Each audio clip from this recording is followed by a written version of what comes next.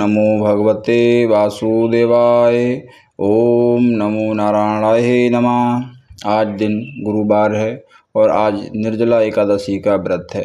निर्जला एकादशी का व्रत साल में एक बार ज्येष्ठ मास के कृष्ण पक्ष में आता है और मैं आज आपके लिए इस की कथा के बारे में सुनाऊंगा।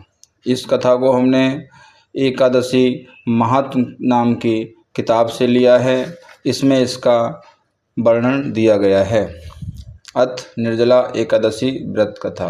ओम नमो भगवते वासुदेवाय। ओम नमो नारायणाय नमः। ओम लक्ष्मी नारायणाय नमः। भीमसेन बोले, हे महाबुद्धि पितामह, मेरी बात सुनो।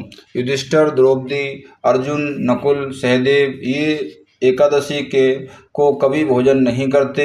वह मुझसे नित्य कहा करते हैं कि हे भीमसेन, तुम एकादशी को भोजन मत किया करो। मैं उनसे कहता हूँ कि हे तात, मुझसे भूख नहीं सही जाती। मैं दान करूँगा और विधि पूर्वक केशव भगवान का पूजन करूँगा, परंतु बिना उपवास किए एकादशी के व्रत का फल कैसे मिले। भीमसेन का वचन सुनकर व्यास जी बोले, तुमको स्वर्ग अत्यंत प्रिय है और नरक तुम्हें बुरा मालूम होता है, तो दोनों पक्ष की एकादशी को भोजन नहीं करना चाहिए। भीमसेन बोले, हे महायुद्धे, एक बार भोजन करने से भी मुझे से नहीं रहा जाता, फिर उपवास कैसे करूँगा। हे महामुने, ब्रक नाम का अग्नि सदा मेरे पेट में रहती है और जब मैं बहुत सा अन्न खाऊं तब वह शांत होता है। हे महामुने, मैं एक उपवास कर सकता हूँ जिससे स्वर्ग मिल जाए। उस एक व्रत को मैं विधि पूर्वक करूँगा, इसलिए निश्चय करके एक व्रत बतलाइए जिससे मेरा कल्याण हो। व्यास जी बोले, नराधिप, तुमने मानव धर्म और वैदिक धर्म सुना है, परंतु कलयुग में उन धर्मों को करने की शक्ति मनुष्यों में नहीं होगी। सरल उपाय, थोड़े धन और कम परिश्रम से महाफल प्राप्त होने की विधि को मैं तुमसे कहता हूँ, जो कि सब पुराणों का सार है। जो दोनों पक्ष की एकादशी का व्रत करता है वह नरक में नहीं जाता। व्यास जी का वचन सुनकर भीमसेन पीपल के पत्ते की तरह कांपने लगे और डरकर बोले, हे पितामह, मैं क्या करूं? मैं उपवास नहीं कर सकता, इसलिए हे प्रभु, बहुत फलदायक एक ही व्रत को मुझसे कहिए। व्यास जी बोले, वृषभा मिथुन के सूर्य में ज्येष्ठ मास में शुक्ल पक्ष की एकादशी है, उसका यत्न पूर्वक निर्जल उपवास करना चाहिए। स्नान और आचमन में जल का निषेध नहीं है। मासे भर स्वर्ण का दाना जिसमें डूब जाए उतना ही जल आचमन के लिए कहा गया है। यही शरीर को पवित्र करने वाला है। गौ के कान की तरह हाथ को मासे भर जल पीना चाहिए। उससे थोड़ा या अधिक जल पीने से मदिरा के पान के समान होता है और कुछ ना ही खाएं तो व्रत भंग हो जाता है। एकादशी सूर्योदय से दूसरे दिन के सूर्योदय तक जलपान ना करे। ऐसा करने से 12 महीनों की एकादशी का फल उसको बिना यत्न के मिल जाता है। फिर द्वादशी को सवेरे निर्मल जल में स्नान करके ब्राह्मण को जल और स्वर्ण का दान करे। फिर व्रत करने वाला कृत होकर ब्राह्मणों सहित भोजन करे। हे भीमसेन, इस प्रकार व्रत करने से जो पुण्य होता है उसको सुनो। साल भर में जितनी एकादशी होती हैं उनका फल इस एकादशी के व्रत करने से मिल जाता है, इसमें कोई संदेह नहीं है।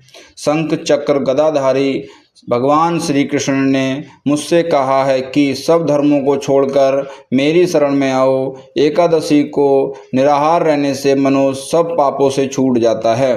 कलयुग में द्रव्य दान से शुद्धि नहीं है, स्मार्ट संस्कार से भी सद्गति नहीं होती। इस दुष्ट कलयुग में वैदिक धर्म भी कहाँ है। हे वायुपुत्र, बार बार विशेष क्या कहूँ, दोनों पक्ष की एकादशी में भोजन ना करें। ज्येष्ठ के शुक्ल पक्ष की एकादशी में जो फल मिलता है वह सुनो। सब तीर्थों से जो पुण्य होता है, वह सब दान करने से जो फल होता है, हे बकोधर, वह फल इस एकादशी का व्रत करने से मिल जाता है। उसी दिन से भीमसेन ने इस निर्जला एकादशी का व्रत किया, तभी से इसका नाम भीमसेन एकादशी भी विख्यात हो गया है। हे भूपाल, इसी प्रकार से पापों को दूर करने के लिए तुम भी यत्न पूर्वक इसका व्रत और भगवान जी की पूजा करो। हे अनंत, हे देवेश, मैं आज आपका निर्जल व्रत करूँगा और दूसरे दिन भोजन करूँगा। इस मंत्र को पढ़कर सब पापों को दूर करने वाले भगवान का नाम लेकर अपने इंद्रियों को वश में कर श्रद्धा पूर्वक व्रत करें। स्त्री अथवा पुरुष सुमेरु व मंदरांचल पर्वत के समान भी उनका पाप नष्ट हो जाता है, एकादशी के प्रभाव से खत्म हो जाता है। जो कोई उपवास करके रात्रि में जागरण करते हैं और निर्जला के दिन अन्न, गौ, वस्त्र, शैया, आसन, कमंडल, छत्र, पात्राण इनका सुपात्र को दान देते हैं, वे सोने के विमानों में बैठकर स्वर्ग को जाते हैं। मनुष्य को सूर्य भक्ति से इस कथा को सुनते तथा कहते हैं, वे दोनों निसंदेह स्वर्ग को जाते हैं। मनुष्य को सूर्य ग्रहण में श्राद्ध करने से जो फल मिलता है, वह इसके सुनने वालों को भी मिल जाता है।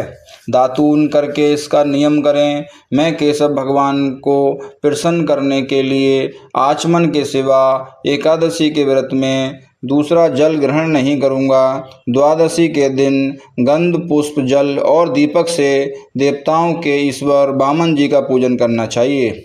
विधि पूर्वक पूजन करके इस मंत्र का उच्चारण करें। हे देवताओं के ईश्वर, हे इंद्रियों के ईश्वर, हे संसार समुद्र से पार करने वाले, जल से भरे हुए कलश और पंखी के दान करने से मुझको परम गति दीजिए। ऐसा कहकर ब्राह्मण के लिए शक्ति के अनुसार कलश देने चाहिए। इस प्रकार जो पवित्र और पापों को दूर करने वाली इस एकादशी का व्रत करता है, वह सब पापों से छूटकर परम वेद को प्राप्त होता है। इस दिन केरी का सागार लेना चाहिए। ओम नमो भगवते वासुदेवाय। ओम लक्ष्मी नारायणाय नमः। ओम हरि ओम हरि ओम हरि ओम। ओम नमो नारायणाय नमः। श्री कृष्ण गोविंद हरे मुरारे, हे नाथ नारायण वासुदेवा, हरे मुरारे मदकट भारे, निरासरम महाजगदीश रक्षा। तमेव माता च पिता तमेव, तमेव बंधु सखा तमेव, तमेव विद्या द्रविणं त्वमेव, तमेव सर्वं देवादिदेवा। ओम नमो भगवते वासुदेवाय। ओम नमो नारायणाय नमः। ओम हरि ओम हरि ओम। सत्यनारायण भगवान जी की आरती।